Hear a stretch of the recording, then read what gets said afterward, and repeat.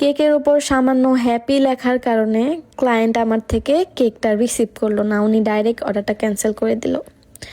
তো আমার কাছে এই কেকটা কয়দিন আগে আপু অর্ডার করে, তো আপু বলছে যে ডেলিভারি দেওয়ার আগে বা আপনি ছবি পাঠায়েন। তো আমি ঠিক আছে, উনি আমাকে তেমন কোনো রেফারেন্স পিকচার দেয়নি, উনি জাস্ট বলছে একটা মুন কেক হবে, মুনের চারো সাইডে গোল্ডেন ড্রিপ হবে আর মাঝখানে 3 মান্থস লেখা থাকবে, ঠিক আছে। তো আমি এত যে বড় ইস্যু হয়ে যাইব এই জিনিসটা আমি ভাবতেও পারি নাই। আমি হ্যাপি 3 মান্থস লিখছি, তো ওনার সমস্যা হইলো আমি কেন হ্যাপি লিখতে গেলাম, হ্যাঁ, আর নিচে কেন মান্থসের নিচে কেন আমি লাভ দিলাম আর এখানে একটু স্পট লাগতেছে, ঠিক আছে। তো আপনারা আমার কেকটা দেখে বলেন যে এটা কি অনেক বড় একটা ইস্যু যার কারণে উনি কেকটাই নিবে না, ওনার অনেক বড় সমস্যা হয়ে যাবে। একটা ছোট বাচ্চার জন্য কেকটা নিতেছে, 3 মাসের বাচ্চা, যে কিনা অবুঝ একটা বাচ্চা, ও বুঝবেও না ওর কেকে কি সমস্যা হয়েছে। বাট আপু সমস্যা বুঝছে যে আমার এটা ভুল হয়েছে। আমি ওনাকে বলছি যে হ্যাঁ আপু আমার ভুল হয়েছে, আমি এখন এটা ঠিক করার অপশন থাকলে আমি ঠিক করতাম। এই মুন কেকের A to Z ভিডিও করছি আমি, বাট আমার ফার্স্ট টাইম মুন কেক বানানো হয়েছে। আমি এত কষ্ট হইব এই কেকটা জানলে আমি আরও প্রাইসিং বাড়াই দিতাম, বাট আমি যেহেতু এর আগে কখনো বানাই নেই তাই আমি এর প্রাইস কমাই বলছি। তো এটা আমি নতুন করে ঠিক করতে পারবো না, এটার কারণ হইতেছে সাইডে যে ড্রিপিংগুলা, এই কেকটা বানাতে এতগুলা ড্রিপিং লাগছে, এটা বানানোর পর ড্রিপিংটা শেষ হয়ে গেছে, গোল্ডেন ড্রিপিংয়ের কস্ট অনেক। তো এখন যদি আমি ওনার হ্যাপি লেখাটা উঠাই তো উপরে ফিনিশিং নষ্ট হয়ে যাবে, তখন আমার কি করতে হবে, পুরো কেকটার ক্রিমগুলো উঠাই আমার সাইডের ড্রিপিং দিতে হবে। তো আমার সাইডের ড্রিপিং তো নাই, ওই অবস্থায় রাতের মধ্যে আমি কীভাবে ড্রিপিং ব্যবস্থা করব? যদি হইতো আমি ব্যবস্থা করতাম। তো তারপরও উনি যখন অনেক অনেক গেজাইতেছে তখন আমি বলছি যে ঠিক আছে আপু আপনি কেকটা নিয়েন না, আপনার পছন্দ হয়নি, আপনার মন মতো হয়নি, সব ঠিক আছে, আমি কেন উপরে হ্যাপি লিখতে গেলাম আর নিচে কেন লাভ দিলাম, এইটা নিয়েই ওনার সমস্যা। তো আমি বলছি ঠিক আছে নিয়েন না, এত জোরাজোরির তো আমার কিছু নাই, নিয়েন না। না, উনি নিবে কেক, রাতের বেলা বলছে ওনার অন্য কোনো জায়গা থেকে উনি ম্যানেজ করতে পারবে না, আমি জানি ওনাকে কেকটা পাঠাই দিই।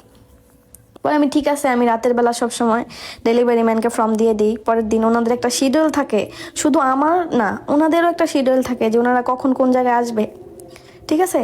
তো রাতের বেলা উনি বলছে যে লেট করেন না, দুপুরের মধ্যেই লাগবে। তো ঠিক আছে, এই চিন্তা করে আমি আবার আরও অনেক কেকের অর্ডার ছিল, আমি সারা রাত কেকের কাজ করে জাস্ট ওনার কেকের জন্য আমি সকালবেলা ঘুম থেকে উঠছি, আমার হাজব্যান্ডকে উঠাইছি যে তাড়াতাড়ি ঘুম থেকে ওঠো, 2 ঘন্টাও ঘুমাইনি আমরা। ওনার কেকের জন্য সকালবেলা ওইঠার মেসেজ আমি দেখি উনি 5টা বাজে মেসেজ পাঠাইছে, ওনার হাজব্যান্ড নাকি কোনোভাবেই রাজি হইতেছে না এই কেকটা নেওয়ার জন্য, উনি নেবে না। আচ্ছা, এটা কি এতই সহজ? একদিক দিয়ে আমার ডেলিভারি ম্যান কল করতেছে, উনি আয়সা পড়ছে, আরেক দিক দিয়ে যখন আমি এই মেসেজটা দেখছি তখন আমার কেমন লাগবে বলেন? আমি ওনার কেকের জন্য সকালবেলা উঠছি, আমাদের সময় কি কোনো মূল্য নাই? এই যে একটা কেক বানাইছি, এখানে জাস্ট হ্যাপি লেখার কারণে যে আপনি কেকটা রিসিভ করলেন না আপু, এটা কি আসলেই মানায়? এমনও কাস্টমার আছে অর্ধেক কেক নষ্ট হয়ে গেছে তারপরে উনি কেক নিছে, বাট আপনি যে জাস্ট হ্যাপি লেখার কারণে নিলেন না, এটা আমি মানতে পারতেছি না। এটা আমার ভুল হয়েছে, কিন্তু এইটুকু ভুলের জন্য যে আপনি কেকটা রিসিভ করলেন না, আর আপনাকে বিশ্বাস করে আপনার থেকে 1 টাকা অ্যাডভান্সও নিইনি, যে আমার রেগুলার ক্লায়েন্ট, আপনি 2বার আমার থেকে কেক নিয়েছেন যার কারণে আপনার থেকে আমি নিইনি, আর আপনি যে আমাকে আনপ্রফেশনাল বললেন, এই যে এই সমস্যাটার কারণে যতই প্রফেশনাল হোক আপু ভুল কি হয় না? আর এটা কি এমন ভুল যে হ্যাপি লেক্সি দেখে আপনি কেকটাই নেবেন না? আমি বুঝলাম আমি আনপ্রফেশনাল, ঠিক আছে, আমার ভুল। আপনি যে কেকটা রিসিভ না করে এখন আপনি কিসের পরিচয় দিলেন এটা আমাকে বলেন। মানে আমি কখনো আমার ক্লায়েন্টদের নিয়ে কিছু বলি না, কখনো না। আমার পোস্টে, আমার পেজে আপনারা কখনো আমার কোনো ক্লায়েন্টদের নিয়ে কোনো কিছু শুনতে পারবেন না। আমি সব সময় যত সমস্যাই হোক আমি কখনো এইসব নিয়ে পোস্ট করি না, বাট এই কাহিনীটা মানে আমি শেয়ার না করে পারলাম না যে এই প্রফেশনে কাজ করা এত সহজ না, এটা আমরা যারা করি তারা জানি।